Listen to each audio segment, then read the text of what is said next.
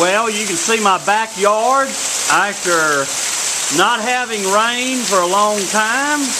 You can see that we are getting a flood. Look at the ground. Rain everywhere.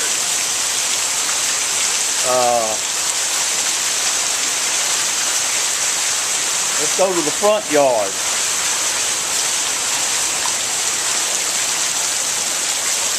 Goodness.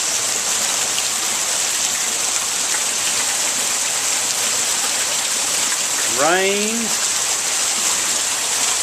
coming down, and I'm reminded from Genesis chapter 7, it says, "And the rain fell on the earth 40 days and 40 nights." Well, I hope it don't rain 40 days and 40 nights here, but it is a reminder that that scripture, I was thinking about it when the rain was coming down so heavy and our streets are flooding here in Faraday.